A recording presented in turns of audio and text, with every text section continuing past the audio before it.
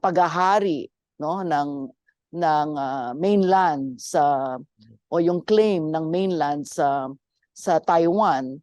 Ito raw yung dahilan kung bakit nagpapakitang gilas ang US dito sa teritoryo ng Pilipinas at pinapasaringan o pinoprovoke, tama ba yun? Pinoprovoke ang China. Nag-emerge na ang China na bilang isang malakas at makapangyarihang economic power, although malayo pa siya pagiging military power compared sa US, no?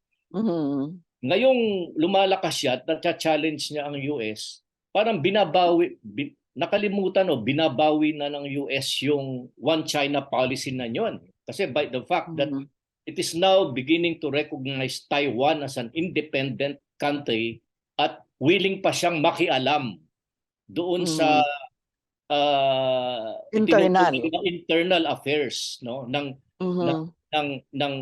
China at saka ng Taiwan, where Taiwan was recognized by the US through that communique as part of China, the People's Republic of China.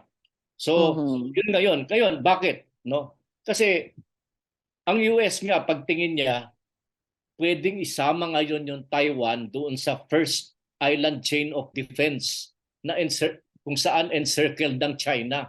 No? Yung mga military bases ng US ngayon, kino-consolidate niya. Actually, sinimulan nila ito mula nung panahon ni President Obama. Nung nag-shift si Obama sa pagbibigay ng pansin ng US forces and US interest dito sa Asia Pacific, no, nag-shift from the Middle East to Asia. Pacific. Yung pivot, yung sinasabing yung Asia pivot. Yung strategies ng Amerika ng tinatawag nilang first and second island chain of defense. So nagsisimula yan sa mga base militar nila sa Japan, no, sa South Korea, pababa ng Okinawa, no. Tapos pati dinudugtong nila diyan, kung makikita sa mapa, ang Taiwan. Tapos ngayon kasama na ang Pilipinas dahil sa EDCA. Prof, yun. No? Gusto kong puntahan ngayon yung binabanggit mo. So, kanya itong EDCA ay critical dun sa kontekstong pinag-uusapan natin. Sa strategy yung postura ng US pagdating sa relasyon niya sa China at saka sa kung paano niya tinatrato ang Taiwan. Bakit sinasabi kong malayo pa ang China compared sa US, US global military power? Sa ano pa lang, sa number of overseas military bases, no? Okay. Ang China, no, has officially just one in another country, no? Yung Djibouti, meron sa East Africa, meron siyang isang naval base doon kung saan yung kanyang navy ine-escort yung commercial ships niya against piracy, no, diyan sa dumadaan sa Somalia at Ethiopia, no. Ine-estimate mismo ni David Vine, no, na sumulat ng aklat, no, noong 2019, ang title Bases Nation, no, tungkol sa military power ng US globally. Sinasabi niya na 900 military bases ang Amerika ngayon in almost 105 countries which are allies of the United States. If only China wanted to do so, to catch up, it could. Kasi marami siyang pera eh. Oo. Okay. Prof, so ang nakukuha ko, ang sinasabi mo, wala kang nakikitang pangangailangan para magkaroon ng iba't ibang additional sites, EDCA sites, dito sa Pilipinas, ang US, pagdating dun sa kanyang pagporma dito sa usapin ng China at Taiwan. Wala kang nakikitang need for it.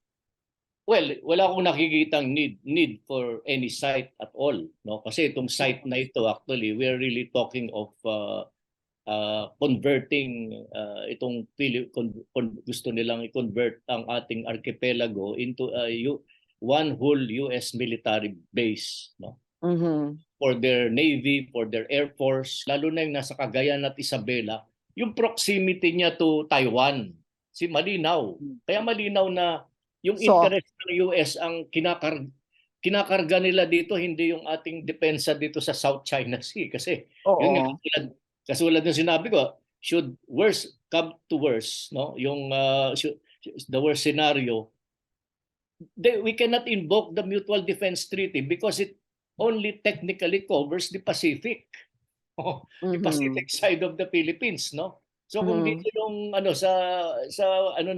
sa West Philippines, and that's the reason probably that kung bakit in the past, yun nga, despite yung harassment na ginagawa sa mga natin, nandito na sila, hindi man tinutulungan yung mga natin diyan. O nasaan yung Mutual Defense Treaty? Di ba? They've been here Yeah. since 2014 pa. So Prof, merong batayan, 'di ba? Yung agam-agam, yung pangamba ng gobernador ng Cagayan sa norte. Oo. Meron. Hindi rin dahil sa aliado niya yung China. May point din yung sinasabi niya kasi yung sinasabi niya, although localized yung concern niya, no, kasi siya governor ng lalawigan, pero dapat kasi natin dito sa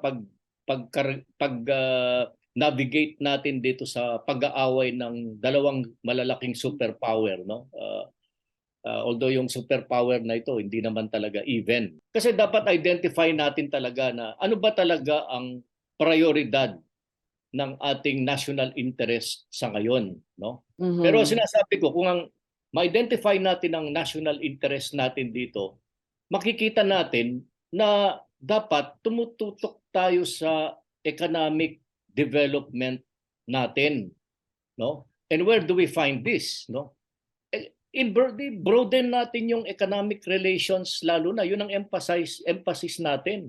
Economic relations with China, economic relations with the US, no, and other countries, neighboring countries, no. Yun ang emphasis natin kasi yan yung ating magiging susi para maahon naman yung ating mamamayan dito sa, lalo na sa kahirapan, sa poverty, mass poverty, no. And So, we have so many things to learn from China kasi even the IMF, World Bank, amazed sa nila, yung kanilang pag-liberate ng halos 800 million from mass poverty to middle class status, no?